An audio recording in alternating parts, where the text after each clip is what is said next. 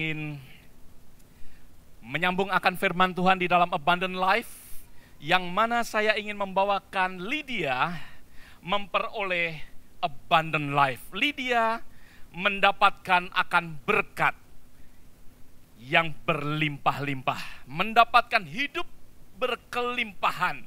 Maka itu saudara, hari ini saya ingin untuk kita bersama-sama membuka di dalam kitab Kisah Para Rasul pasal yang ke-16. Karena saya akan berbicara pada hari ini bahwa Tuhan memakai seorang yang biasa. Kita akan melihat bagaimana Allah menutup pintu dan membuka akan pintu yang mana memberkati akan Eropa dengan Injil akan kerajaan Tuhan. Bagaimana Tuhan memakai seorang businesswoman yang bernama Lydia. Seorang yang diberkati secara berlimpah-limpah oleh Tuhan. Berapa banyak hari ini mau diberkatin Tuhan? Kalau saudara mau diberkatin Tuhan, kuncinya yaitu kita harus mendengar, menerima akan firman Tuhan, dan menjalankan akan firman Tuhan. Amin. Kalau kita mau diberkatin Tuhan, biarlah setiap daripada kita mengalami kehidupan di dalam perubahan. Kalau kita tidak mengalami akan perubahan, maka itu kita tidak akan menerima akan berkat yang Tuhan sediakan hari ini. Ada amin saudara? Sebelum saya lanjutkan akan firman Tuhan, next week, mungkin nanti Robin akan memberitakan lagi, tetapi supaya kita berulang-ulang supaya saudara ingat. Next week, Friday, kita ada Good Friday, kita akan mulai jam 6.30. Ya, di tempat ini jam 6.30 kita akan mulai makan bersama-sama lebih dulu, ya. Jadi setelah jam 7.30 jangan ada yang makan lagi, karena kita akan menghormatin kebaktian, kita akan bersama-sama ada di dalam kebaktian Jumat Agung. Ada amin saudara? Ya, perhatikan jam 6.30 kita akan mulai makan bersama-sama, karena saya tahu saudara pulang dari kerja dan lain sebagainya, mungkin gak sempat makan, maka itu gereja Tuhan di tempat ini menyediakan makanan untuk kita. Jam 6.30 sampai setengah 8, dan setelah itu kita kebaktian. Dan hari Minggu kita kebaktian jam 10 pagi. Oke? Karena kita akan bersama-sama ada kebaktian gabungan, ya, kebaktian bersama dengan English Service. Dengan English Service kita akan kebaktian bersama-sama di tempat ini. Kita akan celebrate akan kebangkitan daripada Tuhan bersama-sama. Ada amin saudara. Maka itu biarlah kita menyediakan waktu kita. Jam berapa saudara? Hari Minggu jam berapa? Jam 10. Kalau saudara datang jam 11 terlambat. Oke? Ingatkan kepada teman-teman yang hari ini mungkin berhalangan datang. Ingatkan bahwa kebaktian jam 10 pagi. Ya, hanya untuk minggu depan, karena kita akan mengadakan special gathering dengan English Service jam 10 pagi. Maka itu biarlah kita datang bersama-sama jam 10 pagi ada di tempat ini. Amin. Ya, sekali lagi kita akan belajar bersama-sama bagaimana Tuhan hari ini, Tuhan berbicara bagaimana Tuhan menutup pintu, membuka pintu, dan bagaimana Tuhan memakai akan seorang yang bernama Lydia. Yang mana Tuhan memakai akan kehidupan dia, bagaimana Tuhan memberkati, ya, bahwa Lydia tidak hanya seorang yang diberkati secara jasmani, tetapi Lydia diberkati lebih daripada itu. Lydia mengalami akan abundant life di dalam kehidupannya. Nah, ada 4 pelajaran yang kita akan belajar bersama-sama. Bagaimana Allah mempunyai rencana di dalam kehidupan Lydia, dan bagaimana dia rela dipakai oleh Allah. Ada 4 pelajaran yang kita akan belajar bersama-sama hari ini. Semua ada di dalam Kisah Para Rasul pasal yang ke-16. Yang pertama, pelajaran yang kita bisa dapatkan yaitu pertama, bagaimana mencari akan pintu yang dibukakan. Kalau kita baca bersama-sama melalui pasal ke-16, di situ ada suatu cerita daripada Rasul Paulus. Rasul Paulus dengan gigih bersama dengan timnya, yaitu di situ ada Silas, di situ juga ada muridnya Timotius yang bersama-sama dengan Paulus, dengan murid-murid yang lain saya percaya. Dan pada saat itu mereka berapi-api, mereka ingin menginjil. Ya, mereka setelah menerima akan berkat Tuhan, tentunya mereka rindu untuk membagikan akan berkat Tuhan. Mereka rindu untuk membagikan ke seluruh Asia. Mereka pergi dari Galatia, tapi ternyata di Galatia mereka mengalami jalan mentok. Di daerah Galatia dia mengalami jalan buntu. Sepertinya pintu ditutup pada saat itu. Can you show the map? Ya, saya ada sedikit peta. Ya, saya ingin memberikan gambaran di Galatia, yaitu di dekat Antioquia, ya, Laodicea, Antioquia, di daerah itu, ya, di tengah-tengah, ya, kira-kira. Di situ daerah Galatia. Rasul Paulus berapi-api pada saat itu, ingin menyampaikan akan firman Tuhan ke seluruh Asia, tetapi Roh Kudus menutup akan pintu. Sebenarnya Rasul Paulus mempunyai pemikiran, it's very easy untuk mengabarkan akan Injil di sana, mengabarkan Injil dan menguatkan teman-teman di sana. Bagaimana teman-teman di Galatia? Karena ini perjalanan yang kedua kali, saudara. Tentunya sudah ada gereja-gereja di sana. Dan Rasul Paulus begitu berapi-api tetapi mengalami akan jalan buntu. Sepertinya pintu ditutup pada saat itu. Dan dia pergi ke daerah Bitinia, ke daerah lebih utara, ya, saudara bisa melihat daerah Bitinia, karena dia ingin menerobos lebih lagi. Tapi ternyata di situ dikatakan bahwa Roh Yesus menutup untuk kedua kalinya. Roh Yesus menutup pada saat itu. Kalau kita perhatikan di dalam ayat yang ke-6 dikatakan mereka pergi ke Frigia dan tanah Galatia karena Roh Kudus mencegah untuk memberitakan Injil di Asia. Ayat yang ke-7 dikatakan setibanya di Misia mereka mencoba masuk ke daerah Bitinia, tetapi Roh Kudus tidak mengizinkan mereka. Roh Kudus mencegah untuk yang kedua kalinya. Apakah saudara pernah mengalami akan jalan buntu? Di dalam kehidupan kita tentunya mungkin kita pernah mengalami akan jalan buntu yang sengaja Roh Kudus menutup akan pintu kita. Yang mungkin sengaja bahwa Tuhan sendiri tidak mengizinkan kita. Kita ingin melakukan sesuatu yang baik. Di situ kita mungkin sudah melihat sesuatu yang kita dapat lakukan, tetapi ternyata ada jalan buntu. Tetapi ternyata sepertinya ada yang menutup kita sehingga kita tidak bisa masuk. Tahun lalu dan tahun ini saudara, gereja kita mengalami jalan buntu yang dua kali, saudara. Saya membaca akan hal ini, Tuhan ingatkan kepada saya untuk saya tidak kecewa. Jalan buntu yang kita hadapin tahun lalu, kita sudah prepare semuanya, kita sudah mempersiapkan untuk saya dan Robin untuk bersama-sama ke Veracruz bersama dengan Pastor Jimmy, ya, akan bertemu di Veracruz, Meksiko.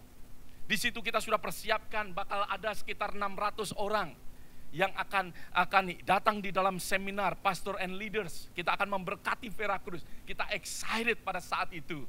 Kita doakan bersama-sama. Dan KKR malam harinya sudah kita predik bakal ada sekitar mungkin 1000 lebih akan anak-anak muda yang sudah akan terkumpul pada saat itu. Kita tiket sudah tersedia semuanya. Wup. Kira-kira seminggu 2 minggu sebelum terjadi akan Harvest Festival yang diadakan, tahu-tahu Hurricane Carl melanda kota Veracruz dan akhirnya batal. Sebenarnya luar biasa sekali, saudara. Saya tidak hanya katakan, ya, ada businessman dari Singapura yang akan bergabung dengan kita, yang bernama Wit Yong Ho. Ya, yang dia biasa pergi ke Rusia membagikan berkat Tuhan, membagikan firman Tuhan, pengajaran tentang marketplace dan lain sebagainya. Sesuatu yang luar biasa yang sepertinya Tuhan sudah buka jalan, tetapi tahu tertutup. Dan kita kontak lagi dan mereka mengatakan yes, oke, nanti kita mungkin March kita akan mengadakan, Maret ini kita akan mengadakan Harvest Festival di tempat yang sama. Ternyata apa yang terjadi? Saya mendapatkan email, I'm sorry. Dia katakan bahwa kita nggak bersedia tahun ini karena kita sedang mempersiapkan, memang Pastor Ruben sedang mempersiapkan akan rehabilitation center yang begitu besar ya di Veracruz. Dan April 16 mereka meresmikan. Jadi ini tanggal berapa ini? Yesterday kalau nggak salah 16, right? Kemarin mereka meresmikan akan building itu. Maka itu mereka mengatakan tahun ini saya nggak bersedia dulu dah. Ya, 2 kali jalan buntu, saudara. Sering kali di dalam kehidupan kita mengalami hal-hal yang demikian. Tapi puji Tuhan, kita tetap doakan, dan nanti di Kolombia, bukan di Kolombia, di Ekuador di bulan June 16 sampai 22. Kita nggak kecewa, saudara, kita membuka Harvest Festival di Ekuador, di Guayaquil, Ekuador, yang kita sudah dapatkan lebih besar lagi, saudara. Kira-kira tadi kalau saya katakan di Veracruz 600 pastor and leaders, tetapi di Guayaquil kira-kira 1000 pastor and leaders. Dan tadi kalau saya katakan 1000 orang anak-anak muda di Meksiko, di Guayaquil, Ekuador, Tuhan sediakan 3000 orang. Tepuk tangan untuk kemuliaan Tuhan. Sering kali di dalam kehidupan kita mengalami akan jalan buntu. Saya ingin bersaksikan apa yang terjadi di dalam kehidupan istri saya. Saya nggak percaya kalau istri saya dulu nggak mendapatkan pekerjaan. Pada saat saya menjemput istri saya dari Indonesia untuk bersama-sama di Amerika, dan dia mencari pekerjaan karena dia pikir mungkin nganggur lah ya, karena belum waktunya. Dia masih F2 pada saat itu, yaitu visa mendampingin saya sebagai student.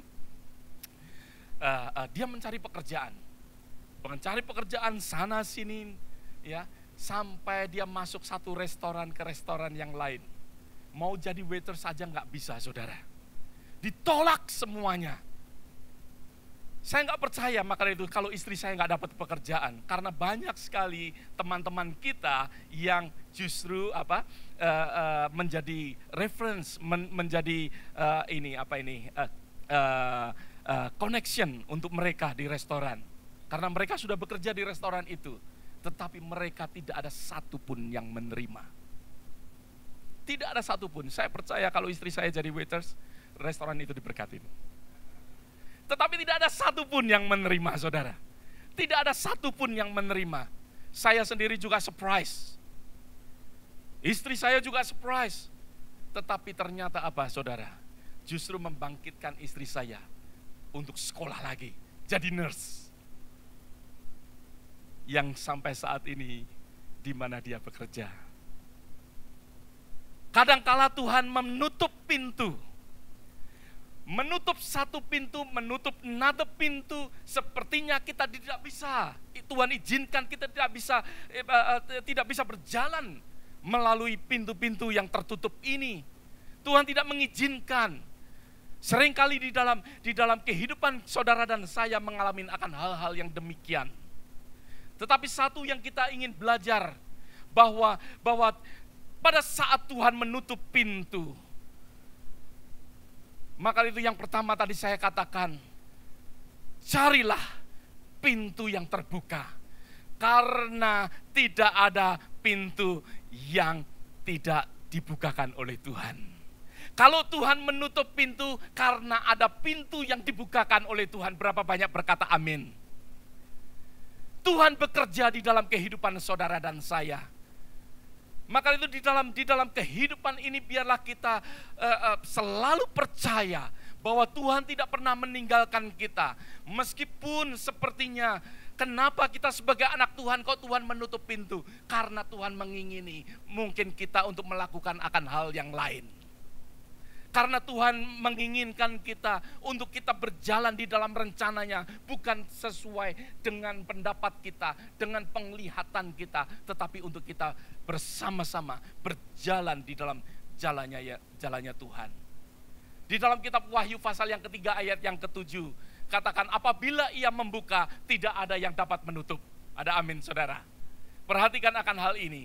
Kalau Tuhan membuka, tidak ada yang dapat menutup. Tetapi kalau Tuhan menutup, tidak ada yang sanggup membukanya. Saudara pun meskipun saudara ngotot, saudara tidak akan dapat membuka akan pintunya. Karena Tuhan yang menutup pintunya. Kalau Tuhan menutup pintu, maka dari itu tidak ada yang dapat membukakan. Maka dari itu daripada ngotot saudara. Kalau kita lihat di dalam ayat yang ke-9. Di dalam ayat yang ke-9. Pada malam hari, di situ dikatakan, pada malam hari tampaklah oleh Paulus suatu penglihatan. Ada seorang di Makedonia di situ berseru kepadanya, menyeberanglah kemari dan tolonglah kami. Saudara, di situ kita bisa lihat bahwa Rasul Paulus daripada ngotot, lebih baik apa?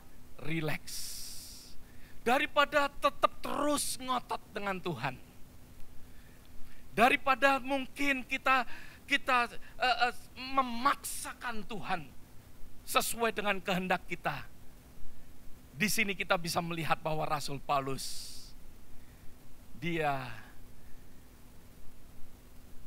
daripada ngotot dia rileks. Daripada ngotot dia tidur cari visi Tuhan. Tuhan, kehendakmu apa di dalam kehidupanku? Di situ Rasul Paulus terbuka. Rasul Paulus diberikan suatu visi, yaitu ada seseorang yang berteriak minta tolong di Masedonia. Di situ kita bisa melihat bahwa Rasul Paulus melihat suatu penglihatan, ada sesuatu kesempatan yang lain. Kita di dalam kehidupan kita tidak perlu melakukan sesuatu di mana kita memaksakan akan kehendak kita lebih daripada kehendak Tuhan. Maka itu kalau kita mencari akan jalan yang terbuka, maka dari itu Tuhan akan memperlihatkan akan jalan yang terbuka itu. Tuhan akan menunjukkan di mana kita bisa masuk, di mana kita bisa melaluinya. Jangan di antara kita ada yang ngotot, saudara. Jangan ada yang memaksakan. Izinkan Tuhan membuka pintu bagi kehidupan saudara dan saya. Sebenarnya saudara, kita harus tahu dan kita selalu harus ingat di dalam kehidupan kita akan lagu yang mengatakan apa? God will make a way where there seems to be no way. Tuhan akan membuka jalan. Dia buka jalan. Amin saudara. Tuhan membuka jalan bagi kita. Tuhan membukakan supaya saudara dan saya masuk. Maka itu biarlah kita rileks bersama dengan Tuhan. Kita izinkan Tuhan untuk bekerja di dalam kehidupan kita.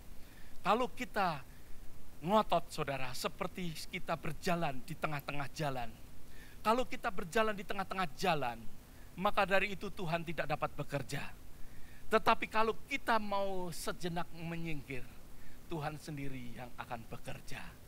Tuhan sendiri yang akan berjalan dan kita dengan mudah untuk mengikutinya saja. Ada amin saudara.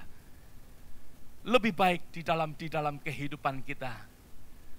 Lebih baik mencari akan pintu yang terbuka daripada kita harus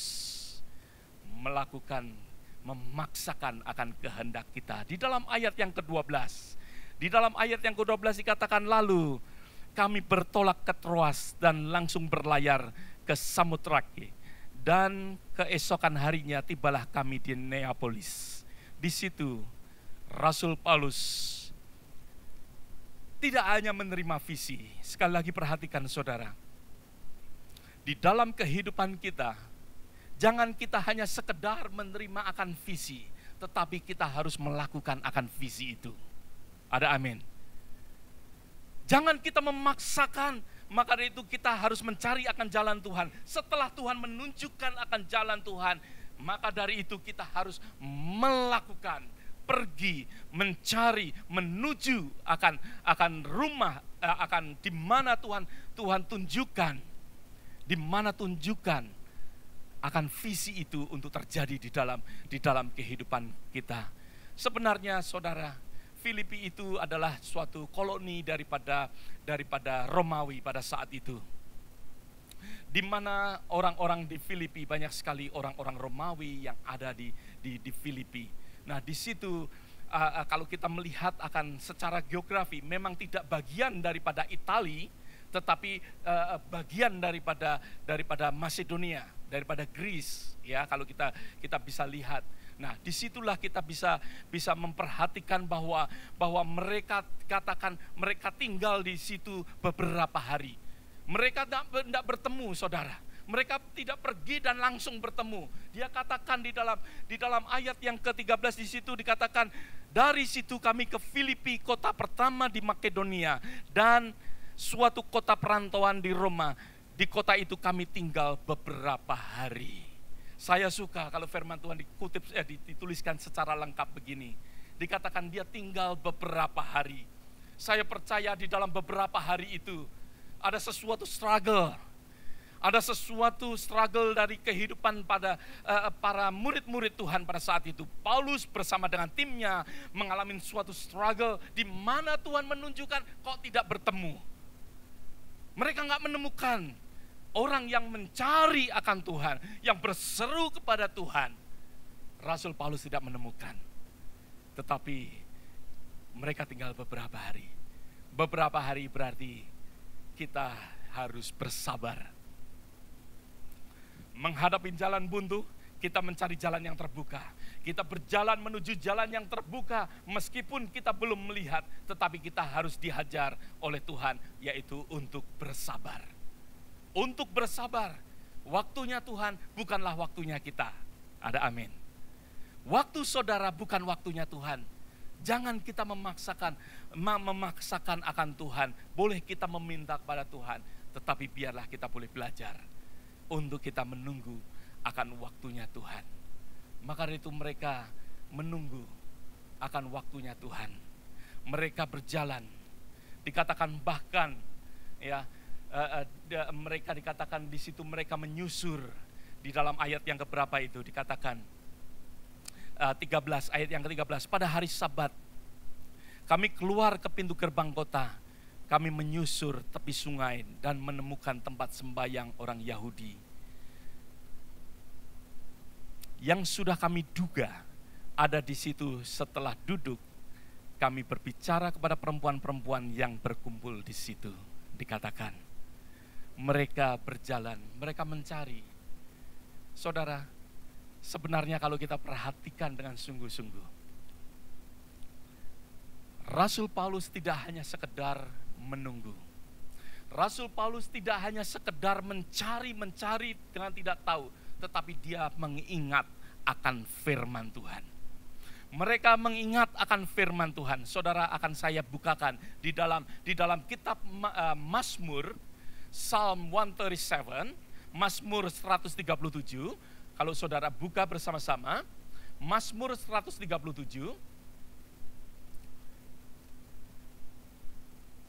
Saudara bersama-sama dengan saya. Oke, saudara membawa Alkitab tentunya, amin. Oke, Mazmur 137 ayat yang pertama. Saya percaya Rasul Paulus ingat akan firman ini. Dikatakan di tepi sungai-sungai Babel, di sanalah kita duduk sambil apa? Menangis. Kalau Rasul Paulus pada saat itu ya berjalan, mereka tidak hanya sekedar berjalan. Mereka mencari, ada firman Tuhan yang mengatakan bahwa di tepi-tepi sungai ada orang-orang yang Mazmur katakan apa? Di tepi-tepi sungai Babel, di sanalah kita duduk sambil apa? Menangis. Mungkin di sini impian itu ada. Visi yang Tuhan berikan itu mungkin terjadi di tepi sungai. Dia belum pernah ke Filipi, dia tidak tahu keadaannya, tetapi dia berjalan sesuai dengan firman Tuhan. Katakan amin. Karena dia ingat akan firman Tuhan. Saudara dan saya sering menghadapi akan jalan buntu, menunggu nggak dapat. Karena apa? Karena juga seringkali kita tidak mengetahui akan firman Tuhan. Maka itu perlunya firman Tuhan di dalam kehidupan kita. Perlunya kita mengingat akan firman Tuhan. Karena pada saat kita mengingat akan firman Tuhan, di situ Tuhan berbicara menunjukkan akan rencananya. Berapa banyak katakan amin? Tuhan menunjukkan akan rencananya karena Rasul Paulus ingat bahwa Mazmur mengatakan bahwa di situ di tepi-tepi sungai Babylon orang menangis. Mungkin di sungai tepi kota Filipi, di situ mungkin juga ada orang menangis. Dia mencari, dia berjalan, dan disitulah ditemukan perempuan-perempuan lagi sedang apa? Bersembahyang. Ada amin saudara. Maka dari itu kita perlu untuk kita mencari jalan yang terbuka. Jangan kita stay di dalam pintu yang tertutup. Karena Tuhan membukakan pintu yang lain. Katakan sama-sama, Tuhan membukakan pintu bagiku.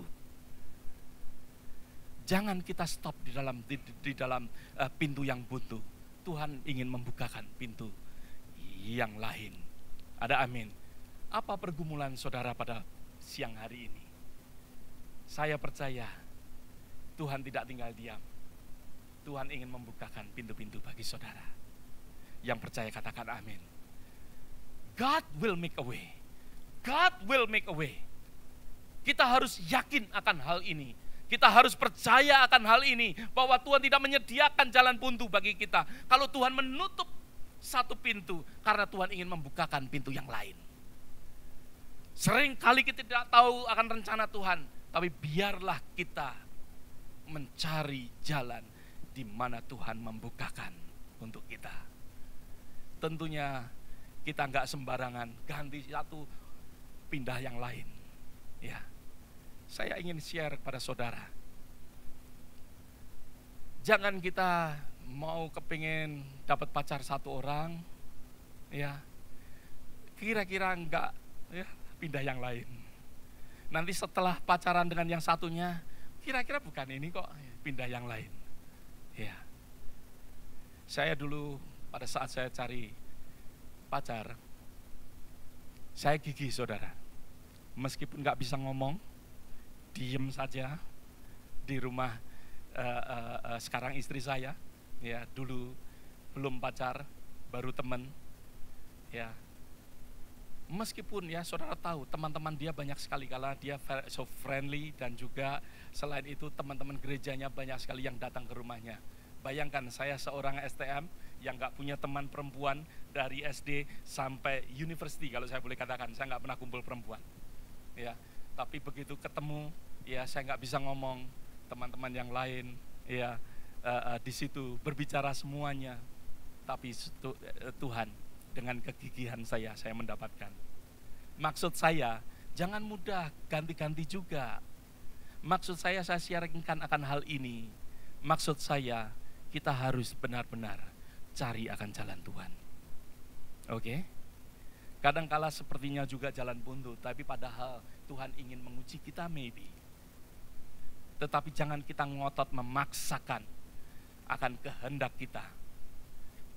Ya, tetapi kita harus cari akan jalan Tuhan, mencari jalan di mana Tuhan membukakan. Yang kedua, jadikan tempat Tuhan sebagai tempat prioritas. Perhatikan di dalam ayat yang ke-13, di dalam pasal Kisah Para Rasul pasal yang ke-16 tadi. Ya, di dalam Kisah Para Rasul, Acts. Ayat yang ke-13, di situ saudara bisa melihat dikatakan bahwa pada hari Sabat kami keluar pintu gerbang kota, kami menyusur tepi sungai, menemukan tempat sembahyang orang Yahudi yang sudah kami duga ada di mana? Ada di situ. Perempuan-perempuan di kota Filipi itu, mereka berkumpul membicarakan akan firman Tuhan.